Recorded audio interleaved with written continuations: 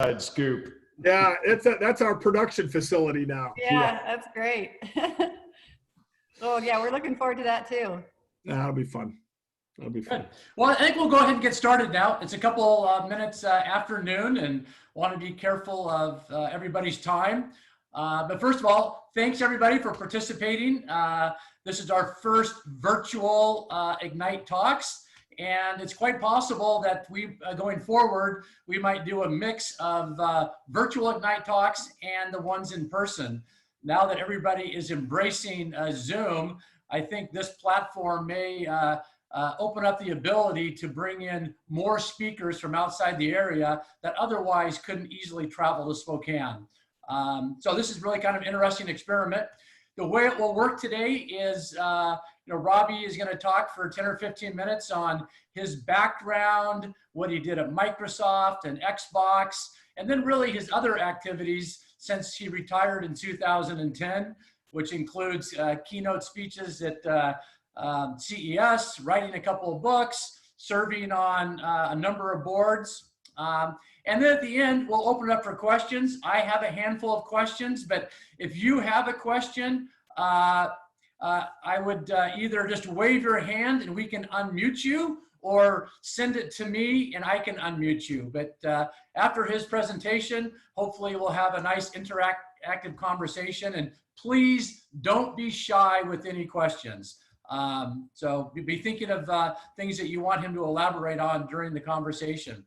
I'm not really going to give an intro to Robbie other than the fact that he's a 22-year veteran of Microsoft, started in 1988 after earning an MBA at Stanford, worked in Europe, initially on the Office team, and then migrated over to Xbox and really took over that initiative in 1999. Launched it in 2001 and stayed there till 2010, where he was basically vice president of gaming and a whole bunch of other divisions and entertainment for Xbox. But I'm going to let him better elaborate on his introduction. And Robbie, I'm just going to turn it over to you now. Appreciate it. Thanks, Tom. I'll pick up the introduction from my departure at Microsoft. I left Microsoft in 2010, really to pursue other personal interests, things that were important to me, things that I felt were important. And I focused on this concept of what I call civic engineering, which is how we help state, local, and even national organizations do a better job of making our community stronger and better. And so I spend a lot of time working with that. I'm on 5 or 6 nonprofit boards, depending on how you count. The 3 biggest are the Boys and Girls Clubs of America National Board. I'm on the National Board for the U.S. Olympic and Paralympic Committee, and I'm chair of the board for an organization called the Bipartisan Policy Center, which is a civic think tank and policy organization in Washington, D.C. And then there's a number of local boards that I work with here. I still do some for-profit work. I'm on the board of directors for Sonos, which was a private company when I started working with them and joined their board, and now a publicly traded company. And I am co-owner of a little gluten-free pasta company called Manini's. We have 20 employees. So for all the entrepreneurs on the line, I can appreciate the work you are going through in the small business space and the challenges, obviously, that the current environment presents. I thought for today's comments, I'll bring in stories from all of those experiences, some of the ones Tom talked about and some of the ones I talked about. But I thought what I'd do for our talk this morning is talk about leadership. And the reason I want to talk about leadership is because of the time we are in. We are in a point in time where, our economy is challenged. We've got a health crisis. We had a set of issues before this that were maybe under the radar a little bit, but which are now going to become more problematic. And so, to me, so much of what we have to accomplish and so much of what we have to do in the civic world is about leadership. I'll also point out that in all the entrepreneurial and nonprofit work I've done, the ultimate measure of or predictor of success ends up being leadership. Who's at the head, either as a board chair or as a CEO or running the different parts of the organization. And so leadership to me becomes really critical. So I want to talk first quickly about styles of leadership, and then just very briefly a little bit about skills of leadership, and then we'll open it up for people to talk pretty much about whatever you'd like.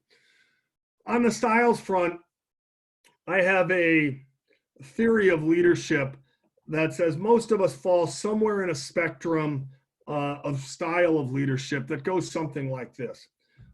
I think we can put ourselves in a category that either says we are explorers, pioneers, or settlers. And I'll just talk about each one of those specifically, but the basic reason to go through all of this, in particular if we think about this in an entrepreneurial setting, is as a leader, it's incredibly important to be self-reflective and to know what type of leader you are. And what is your natural style? What is your natural inclination? And consequently, what other things do you have to do to adapt, compensate, and complete yourself as a leader, given your predominant style? So, explorer, pioneers, settlers. Explorers are people who literally are there for the exploration, who are looking at, in a startup world, looking at the science of what's going on, who are about breaking new frontiers, perhaps with a business sense in mind, but mostly because they're excited about breaking the frontier itself. I think the best example of this historically, if you want to put this in a historical context, is think about the electrical revolution in the United States and compare the attitudes of George Westinghouse, Thomas Edison, and Nikola Tesla. In that group of three, the explorer in the group was Nikola Tesla. He didn't make any money really on electrification, but he loved the science, and he actually changed the course of the electrification of the United States in a fundamental way. He was an explorer par excellence. The interesting thing in the entrepreneurial setting is explorers sometimes are successful. They find something and they turn it into a successful business or a successful organization. But oftentimes explorers are the precursor, or they need a co-founder, or they need additional support to take what is a very cool discovery and turn it into something great. Which leads me to my second category of people called the pioneers. And these are the people who do see the exploration, they see what's been discovered, and they know it can be turned into something. If you think in my lifetime in the venture capital and new company world, you think about people like Bill Gates and Paul Allen and Steve Jobs, and you think, wow, they were explorers. And yet what I would say mostly about all three of those people is they were mostly pioneers. Amazing pioneers, incredibly successful pioneers, but not really the explorers themselves. If you think about Apple, the foundations of Apple actually came from Xerox PARC. The explorers were at Xerox PARC. Steve Jobs was an amazing person at turning that into something great. And as we'll see as we move through the paradigm, even Steve met limits as a pioneer and ultimately had to come back later in a different role to carry Apple to even new heights. But pioneers are these people who see the discovery and say, oh, I can shape that into something. I can create something great. And the questions pioneers always face is, at one point, when things need to be taken to scale, can they adapt their leadership style to take things to scale? And can they make that transition? I think one of the things that's most amazing to me about Bill is that when he was 19 or 20 years old when Microsoft was founded, but he actually managed to scale himself through the pioneering phase into the next phase I'll talk about, which is the settling phase. And he did that in combination by surrounding himself with people at other skills that he didn't have, people like John Shirley and Bill Newcomb and others, and also by just being a voracious learner and somebody who figured out not only the power of technology, but the power of business. So pioneers are a critical importance in this ecosystem and in this leadership style. And then finally, the last phase is settlers. And I think settlers get a bum rap. When you say explorers, pioneers, and settlers, everybody thinks cool, exciting, and then boring. because the settlers feel like they're somehow the boring people in this process. But in fact, the settlers are critical. They're the people who take pioneering innovations and scale them for the masses. And sometimes they are pioneers who have migrated to being settlers. Sometimes there has to be a transition at that point, and a new person has to come in to lead, to take a great idea to scale. In the Apple example, you know, the Apple board thought they were bringing in a settler from Pepsi to take Apple to scale. It turned out ultimately they were wrong, and they had to bring Steve Jobs back, who came back with a different role, having learned some other skills, and who was able to then take Apple to be the amazing company that it is today. And he surrounded himself with a group of people who were talented enough to help him make that happen, just as Bill had done. So my reason for going through this, if you're thinking in the entrepreneurial sense, is it's really important to know where you are innately. Am I innately an explorer? Am I innately a pioneer? Or am I innately a settler? And then adapt to that. Let me tell you one quick story from my background that will maybe bring this to light. When we started Xbox in 1999, we started with 20 people. And in 18 months, we had 2,000 people working on the project. So, you know, we went from exploration to pioneering to settling actually quite quickly. And the real challenge we faced, the first version of that product, just to remind people, it's a big, black, ugly Xbox. Successful in many respects. We sold 23.5 million units of Xbox. Probably, let's call it on average, 20% market share in most markets not called Japan. And yet, I would say mostly a failure. That business, the original Xbox lost, depending on how you do the cost accounting, somewhere between $5 and $7 billion. That is a serious loss. And in most places gets me, the guy who was running the business, fired. But not at Microsoft. Steve and Bill said, no, we want you to, know more about it than anybody. We want you and your team to fix the business. Well, one of the things I realized in the process of fixing that business is I had been a settler trying to run a business that needed a pioneer. And when Xbox was getting started, lots of technical decisions needed to be made. Lots of priorities needed to be set. Hardcore things needed to be determined about where we were headed with a product and with our gaming sensibility and other things. I am not a technical person. I have no technical aptitude, and I don't play video games. And in that first version of the product, I was making technical and video game decisions because that's what was needed, because that pioneer needed to make those decisions. Later, when we got to the second version of the product, Xbox 360, I sort of left those decisions to others, people who worked with me and for me. And I became focused on the scaling of the business. And that's where my settler skills and my settler leadership skills were able to play a very strong role. On Xbox 360, because it had a better balanced leadership team and a leadership team that knew how to work together across all of these different styles, was significantly more successful, 40-45% market share, and made the company billions of dollars, and now created an asset that by itself is worth billions of dollars. So you can see how my lack of awareness about my leadership style affected the success of the early business. So that's just a little bit of thought about leadership styles and entrepreneurship and how to think about that. The second thing I wanted to point out about leadership is just to talk about skill sets. And in all the work I've done in nonprofits and for-profits, the companies I've interacted with, the leaders I've had a chance to see, the thing that has impressed me most is the diversity in leadership skills. And the fact that people with very different skill sets can still be successful as leaders. And I'm a little bit of an entertainment person, I suppose. And I got to a little bit engaged in the comic book, but mostly the movies for the Avengers. And I started thinking about that in the context of leadership. And I have this Avengers theory of leadership, which is if we talk to everybody who was on this call and we said, really be hardcore with yourself. What is your core leadership skill set? What is your superpower? So just like Iron Man's superpower was he's smart, and Hulk's superpower is he's big, and Thor's superpower is he has the magic hammer, what is your superpower? And likewise, on the flip side, what is your, and now I'm mixing comic book metaphors, which I apologize for to everyone, what is your kryptonite from DC Comics, what is your kryptonite that are things that are your weaknesses?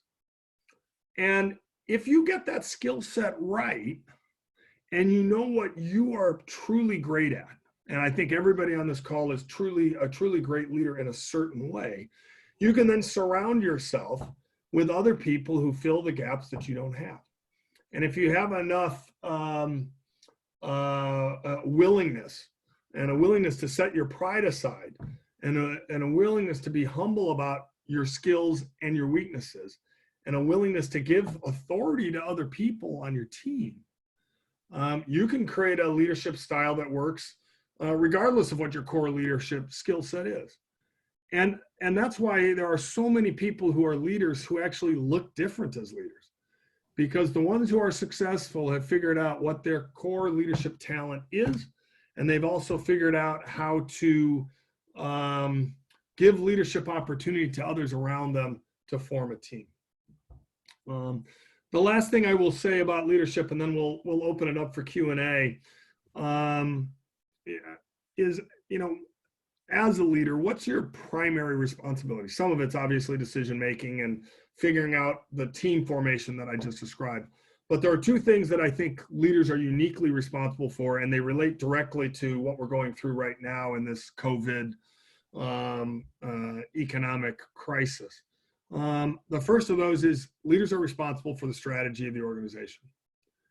And they're responsible for setting that strategy and making sure it gets set. Obviously, they do it in combination with other people, but strategy is so important. And so many organizations I work with, when you ask them what their strategy is, you get a 45 PowerPoint slide presentation on the strategy of the organization. To me, strategy is a one-page document. It's really simple. It's what's your purpose? What are you trying to accomplish? How are you going to operate? I call those principles. And what are the 4 or 5 things you're going to get done? Thank you very much. Drive home safely. But so many of the organizations I work with can't reduce their strategy to that one page. And as a leader, that's your job. The second thing beyond creating the team and driving strategy that is a leader's job, in my opinion, is driving culture. Tom mentioned that, I went to Stanford Business School, and Stanford Business School, like every business school, had a whole set of classes on organizational behavior and how you form culture and drive it in an organization. And I was too young and not smart enough to recognize that those were actually important classes. And when I started working on Xbox, I discovered that almost everything was about culture. And in that first version of Xbox, not only did we not have the one-page strategy, but we had this just disaster of a culture. When you hire 2,000 people and 1,600 of them come from Microsoft, which is not a culturally consistent place. So we hired folks from the systems division, from the applications division, from the hardware group, and you threw them in a room together and they didn't even know how to talk to each other. It's sort of shocking given you'd think Microsoft people would all know how to talk to each other. We struggled culturally. And then you put 400 or so gaming people who are truly crazy nuts into that mix. And what you end up with is a culture that is the United Nations. And it worked about as efficiently as the United Nations works. And I didn't do a good job stepping back as a leader and working to define that culture. And in the second version of Xbox, we used the strategy process to really decide what culture we wanted and got very specific about how we were going to build that culture in the organization. And it turned us from a brilliant team of individuals into a brilliant team. Very different things. And the second version of Xbox, while it still had many challenges, was way more successful. So just a collection of thoughts on leadership. Styles, explorer, pioneers, and settlers. The Avengers theory of understanding your strengths and weaknesses and building a team. And then just the primacy of strategy and culture as leadership tools to drive organizations to success. Those are big picture things. Some level, as I summarize them, I think, wow, those are really obvious things, Robbie. You didn't add much value in 15 minutes. But I do think we don't take the time to step away from the keyboard as leaders and actually concentrate on whether we're doing those things right. So Tom, I'm gonna turn it to you at this point and say, what do you got for me? Okay. Well, I'm going to start asking questions until others through chat ping me and want me to unmute them. But, my first question is, we spend a lot of time at Ignite with companies at a very early stage. Sure. It might just be one or two people at that stage. And you're kind of stuck with what you have right then. I mean, either they're explorers or pioneers or settlers at that stage. And there's so much to focus on. Hey, how do we get funded? What does our product look like? And all that I think if I brought this up at a very early stage, I'll go, hey, Tom, that's really interesting. But, isn't that something to address down the road? And that's more kind of an observation, but I'd like to hear your reaction. Because my guess is your assumption is, hey, we got to start talking about this on day one and plan for the future. Well, I think my assumption would be the following. I think on the style front, explorer, pioneer, and settler, if you're, let's say, Tom, you and I are going to co-found a business, one of the first things we better do is do an inventory of what we're both good at. Mm-hmm. We better figure that out. We better know where our strengths and weaknesses lie. We better know whether one of us is a scientist and the other is a business person or whatever. So whether you use the formal term explorer, pioneer, or settler, you still got to do that work. Yep. And I think mostly what happens in the world is people do that by osmosis and trial and error, not by conscious thought. Mm-hmm.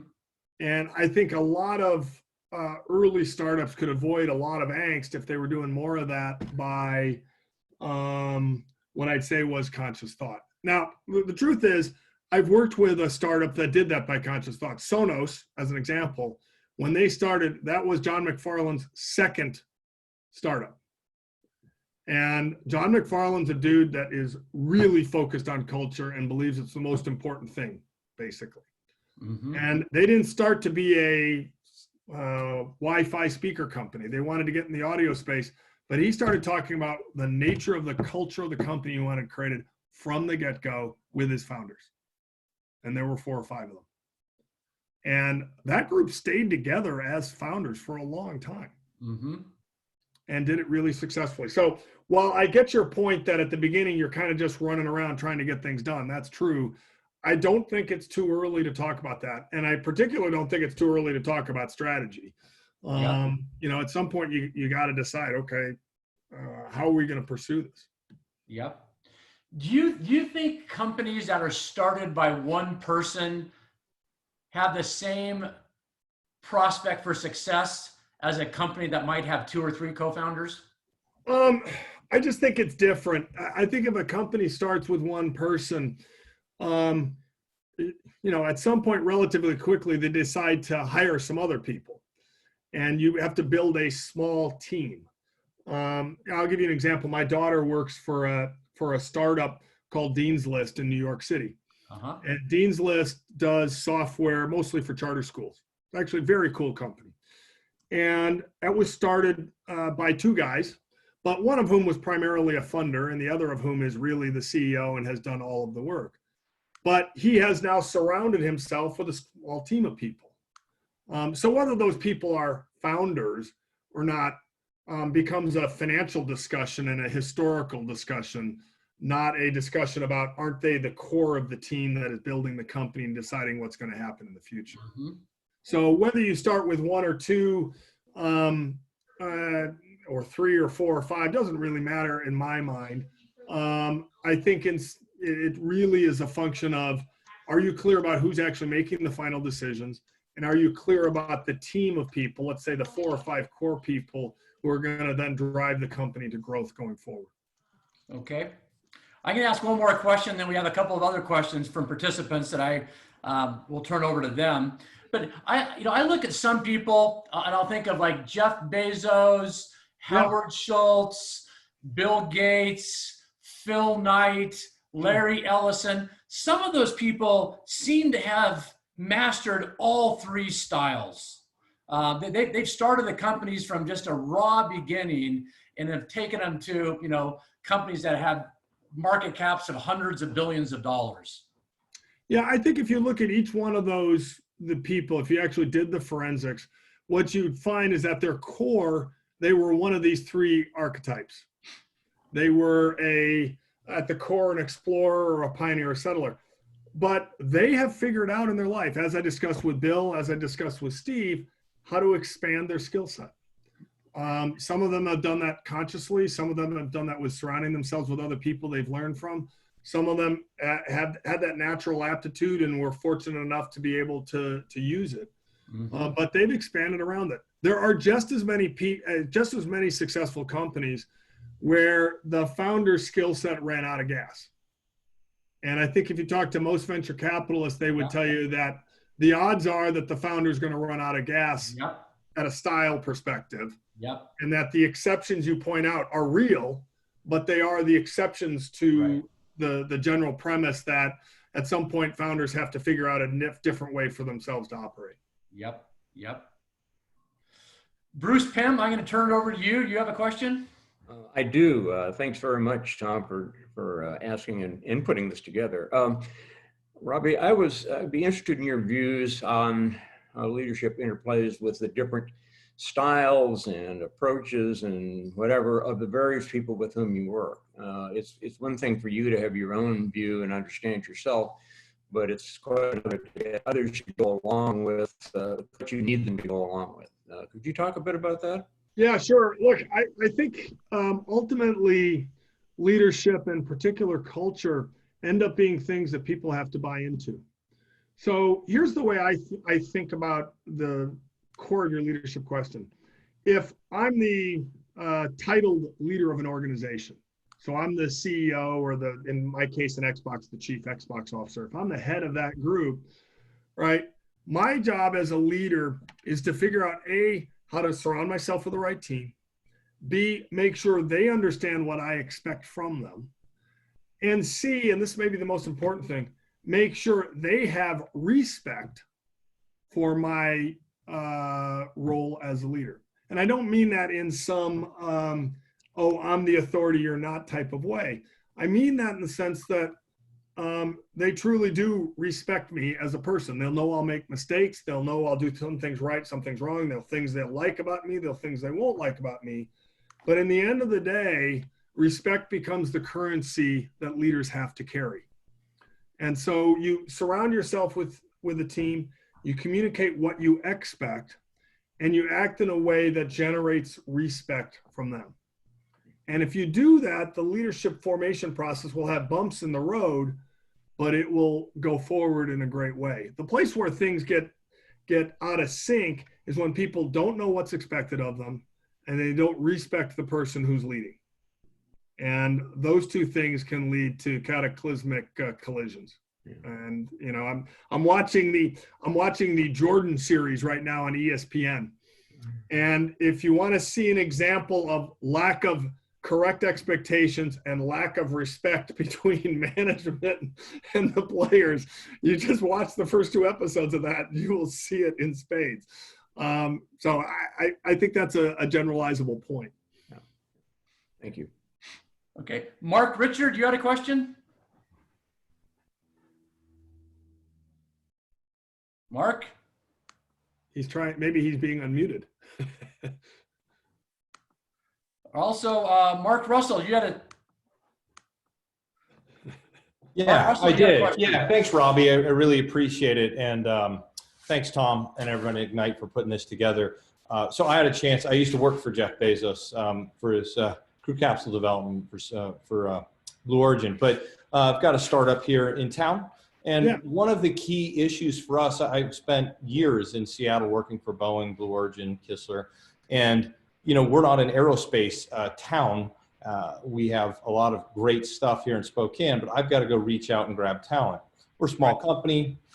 We're trying to do this with some talent in Seattle, actually some talent in Austin and some here. Just wondering if you have a good example or, a way to do a multi-city company where it's just hard to get, or just say, hey, look, all the talent has to be in the room for the first 2 years or whatever. That's fine. It's a really good question. And I come from a place that by and large, the culture at Microsoft was the talent needs to be in Redmond for development. And that's just the way it is. And that was the way the company got going and the way the company grew and the company started. There was a move in the middle of my time there towards distributed development. I think mostly that was not successful, not because it can't be successful, but that just wasn't the culture of the place. Redmond was its own little bubble, and if you weren't inside that bubble, it was actually hard to get things done. Now, Sonos, take Sonos as an example. So John McFarland started Sonos in Santa Barbara, California, which is not a tech town and super expensive. So it's actually not a great place for a startup, but it happens to be where John and his co-founders lived. So Santa Barbara it was. What they did is they decided early on that they could be a distributed company as long as they had groups of people in other cities at scale. So Sonos today has 3 very large distributed development centers. They have a decent group in Santa Barbara. They have a very big size group in Boston, and they have almost 200 people in Seattle doing software development. Got it.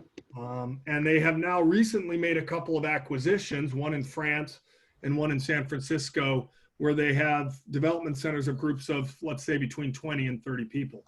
Now, Do you think there's a critical mass? Is it 20? Is it 30? Yeah, I do. It's not 5. It's not 5. I think the critical mass is probably 20, 25 people. I think that's probably about the right number.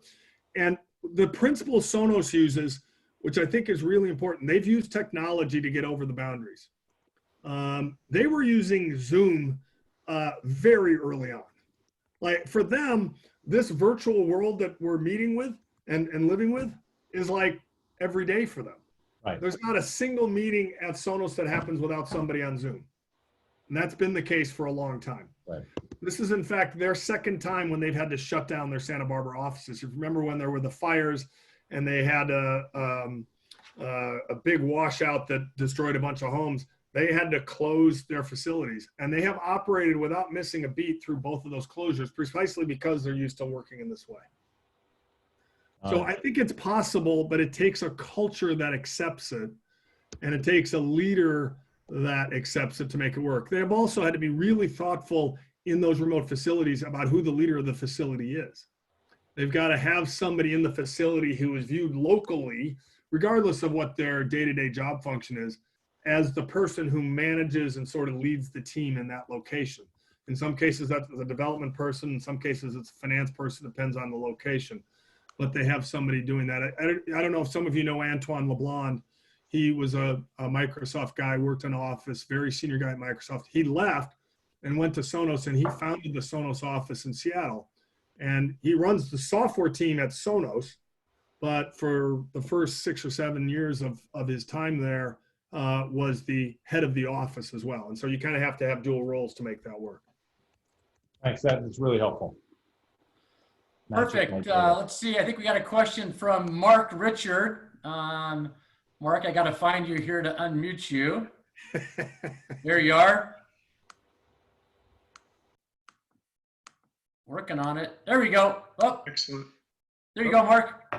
All right. Hey, thank you, Tom. And thank you, Robbie, for being here. My question is primarily driven by the fact that we have such limited time with you today.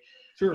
And the question is there one book that stands out to you in your life that has been most influential in your development of your leadership skills, and maybe touch on one reason as to why that was so impactful? Thank you. Yeah. This is going to sound like a strange book to recognize, and unfortunately, it's not a short read. But to me, and I'm going to cheat, I'm going to give you 2 books.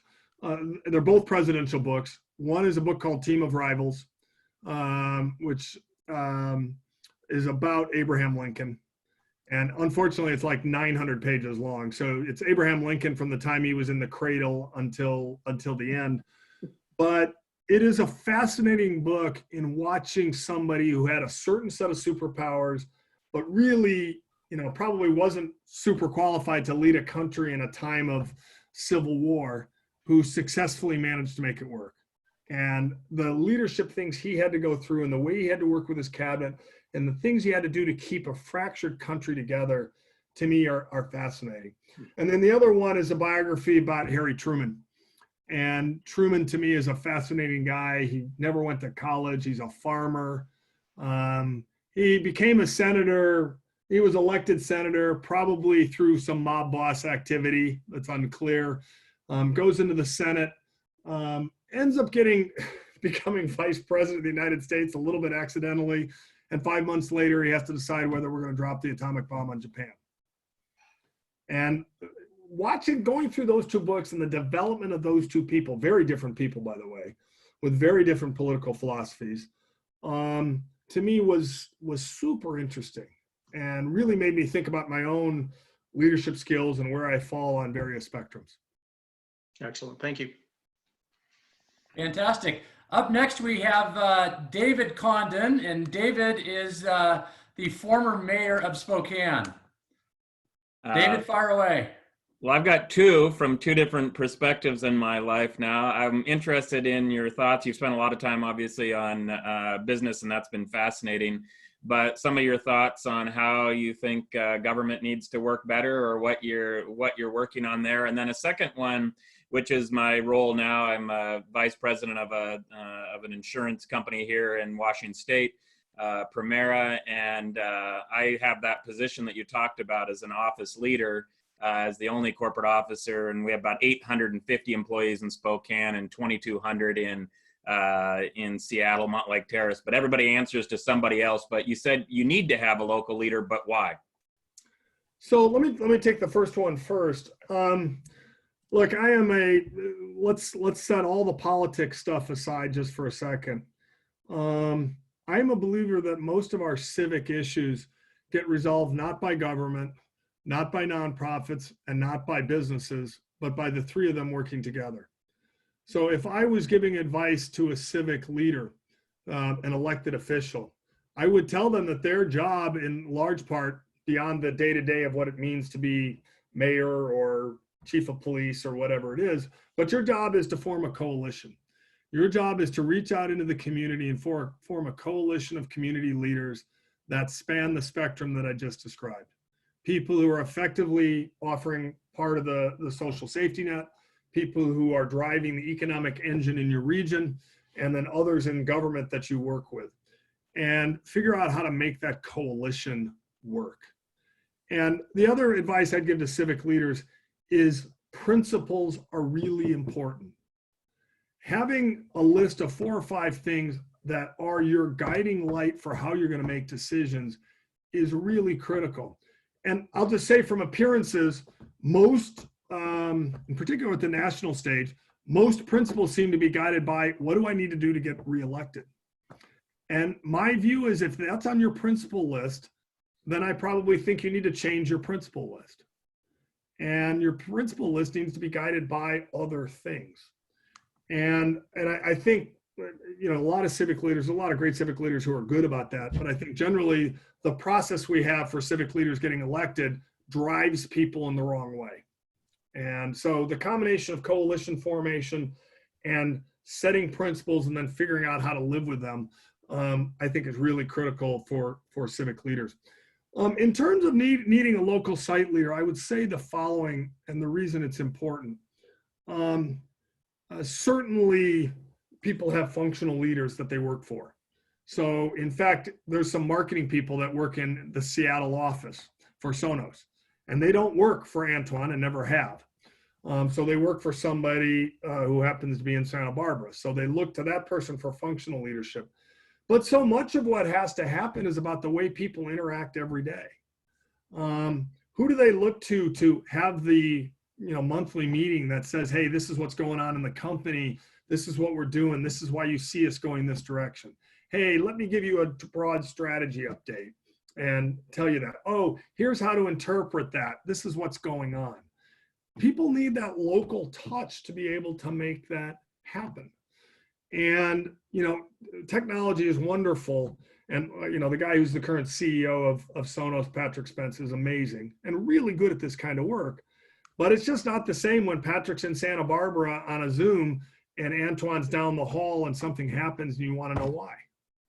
And you need to have that local context to make this work. And so it's just finding this gentle blend of local context, distributed scale that makes this thing work. And in the end, it's not easy. And not everybody can do that local job. And it's not always the most senior person in the office who's best equipped to do it. You got to find somebody with the right communication skills to make it happen. Excellent.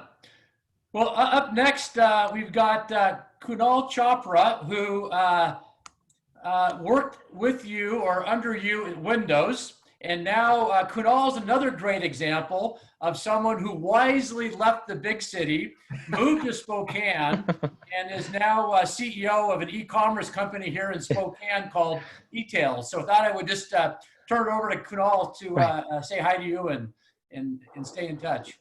Hi, Robbie. And Tom, just to correct, I worked under Antoine in Windows, not Robbie directly. I wasn't a Windows guy. Don't Right. that's not my whole thing.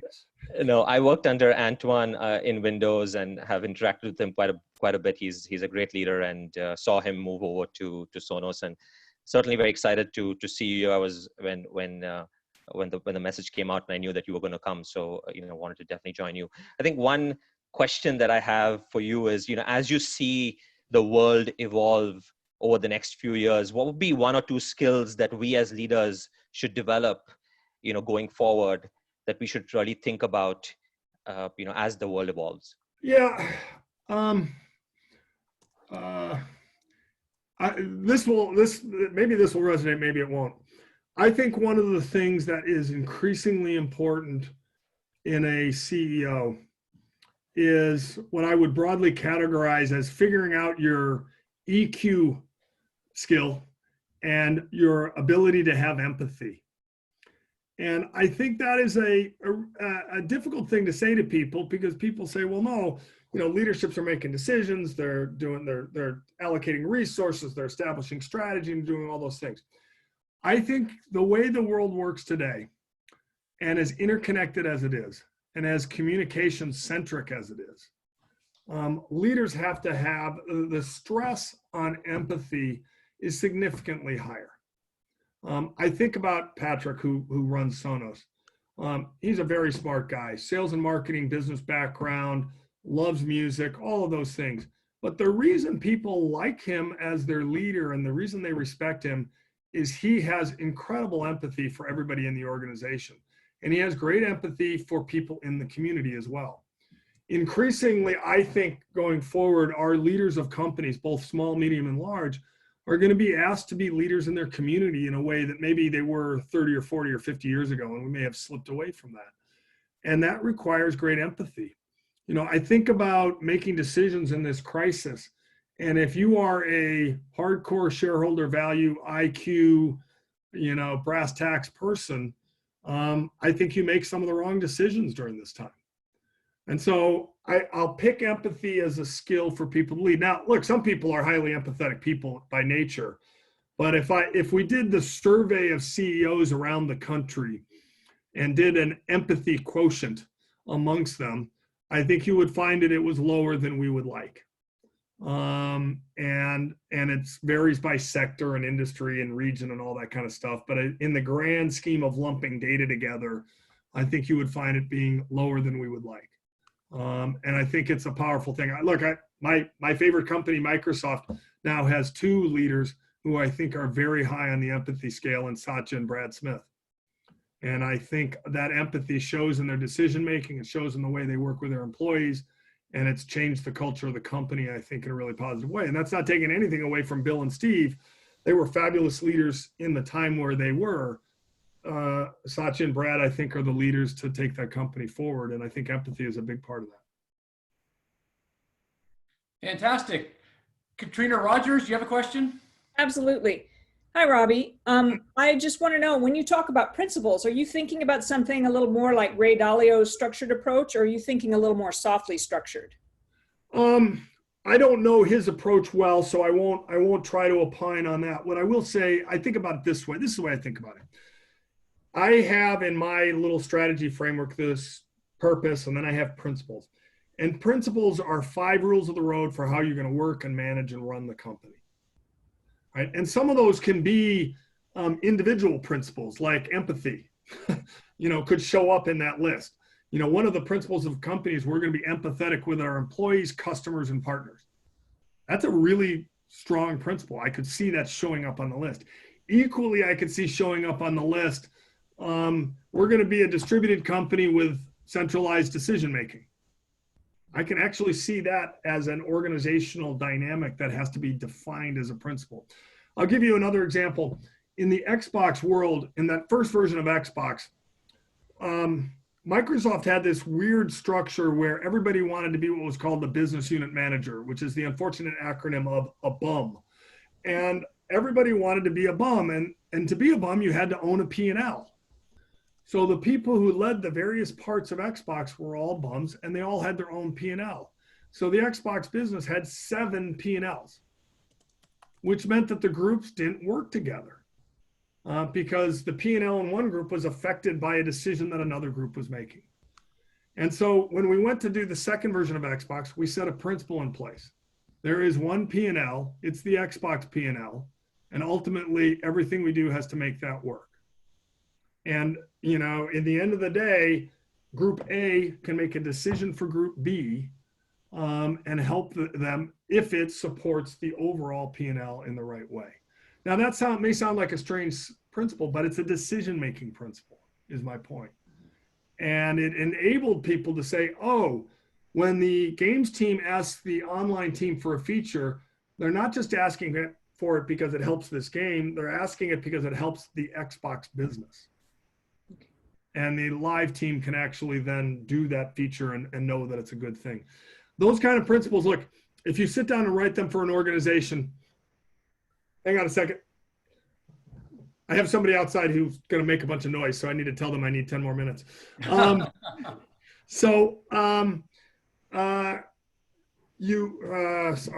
lost my train of thought. We were talking about decision making. Anyway, I think those principles, when you go to write them down, that is my thought. When you write them down, you'll start with 10 because there's 10 things that are good. I encourage you to find 5 and to find 5 that are great and then stick with them. Thanks. Okay. Linda, I believe you have a question. Linda Olson.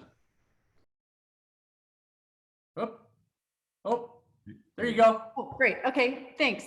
So Robbie, we know that you're really a purpose-driven guy, right? You could probably talk for hours on purpose. So how do you really come up with, define the purpose of the organization, communicate it well, get people on board, and hire to it to create the culture that's really focused on the purpose? It's a good question, Linda. So just so everybody's on, there's lots of words, purpose, mission, et cetera, vision that fall into this category. Purpose for me is a very specific thing. It is one sentence that describes where you want to go and what you want to have happen. So just for everybody on the Zoom call, a couple of examples of purpose statements. Microsoft, a computer on every desk and in every home running Microsoft software. That was written in 1975. That's a purpose statement. Sonos, putting all the world's music in every room in your house. That's a purpose statement. My little gluten-free pasta company, great tasting food for a healthy lifestyle. Those are purpose statements. So they're not long, flowery commas, ands, buts, the things that mission statements that make everybody feel good. They are directional statements that help you make decisions ultimately. Now, how do you create those? Well, typically, when I work with organizations, what I have people do, this is always fun, is if there's 10 people I'm meeting with that are the sort of the leadership team, I say, all right, each one of you write a purpose statement in advance and send it to me.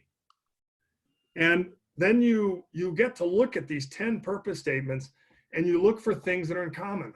What really is in common that these people really are driving for? And what's extraneous? And then you start to share with them those purpose statements. And people start to say, oh, yeah, you're right. This really is at the core of what we're trying to do. I'll give you one just final quick example. I did some work with the city of Seattle with their IT department a while ago. This was probably 5 or 6 years ago. And the city of Seattle had 17 independent IT departments, if you can believe that. And they were trying to consolidate around one IT strategy. So I had each of the people from each of those 17 departments send me a purpose statement for their IT organization. And not a single one of them in their purpose statement had citizens of Seattle in their purpose statement. And when you can expose people to that discussion, suddenly it reorients people's idea. And then they start to write things down. Final practical point, you can't write this as a group.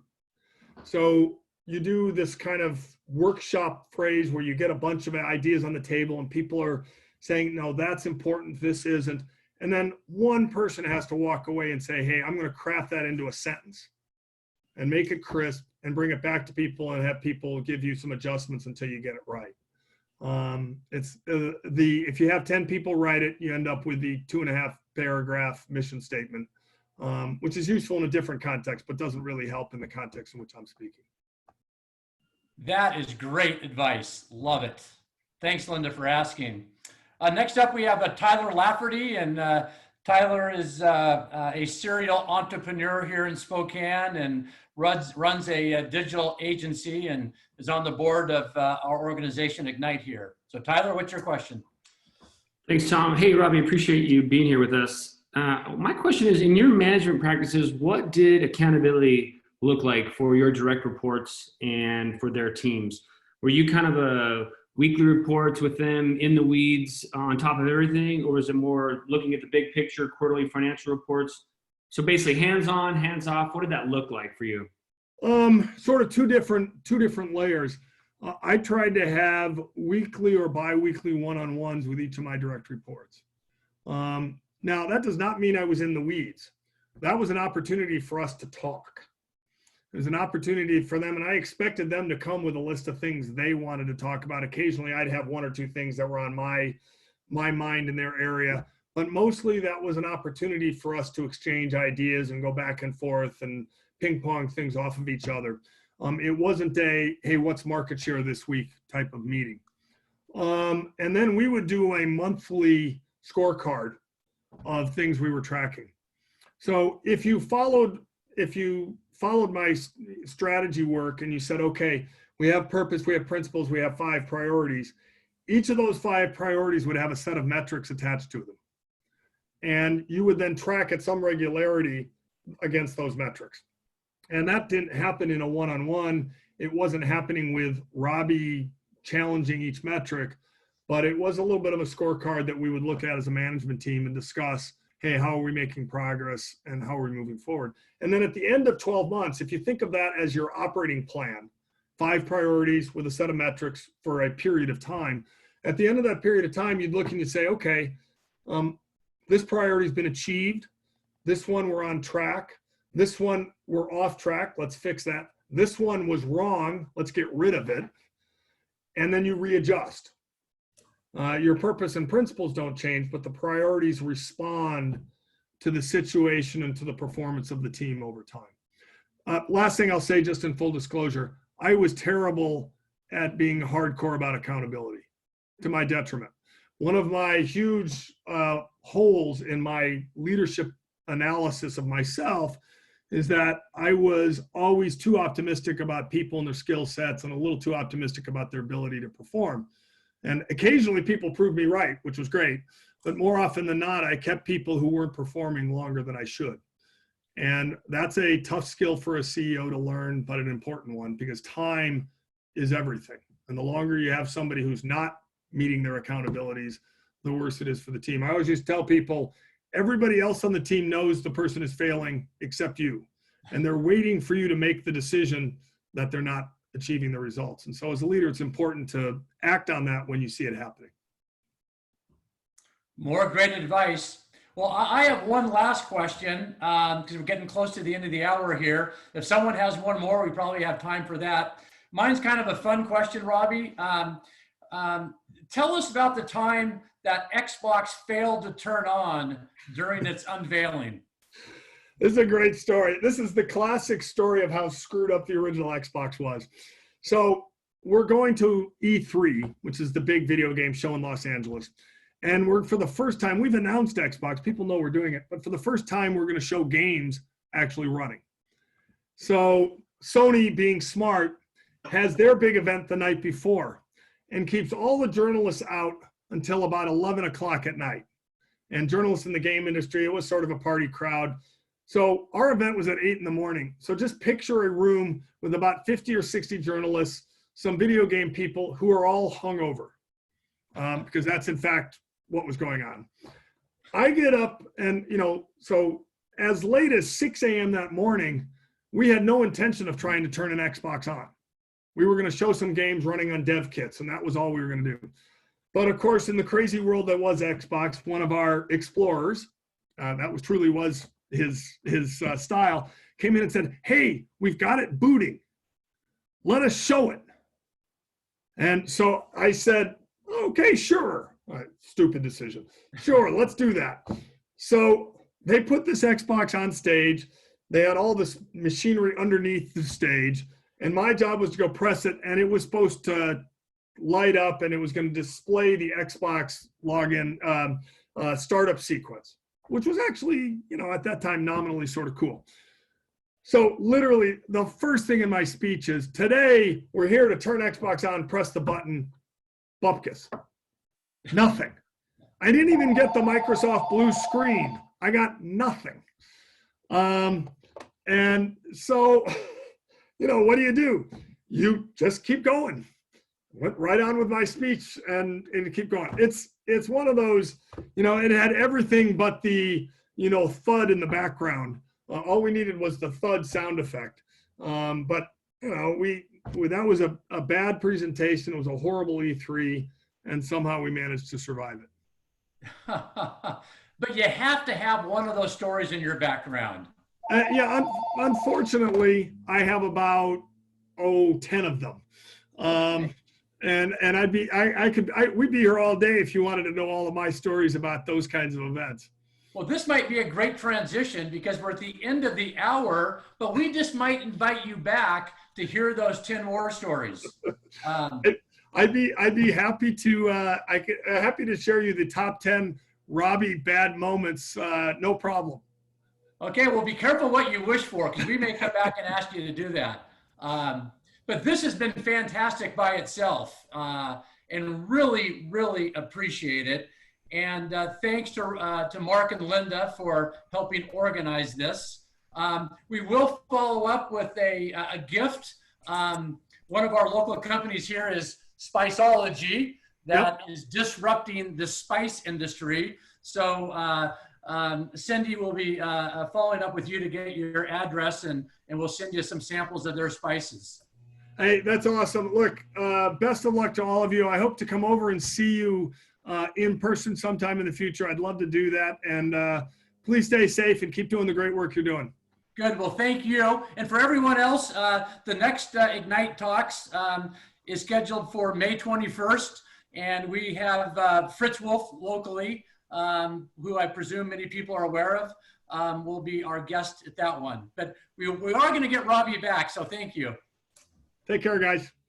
Thanks, everyone.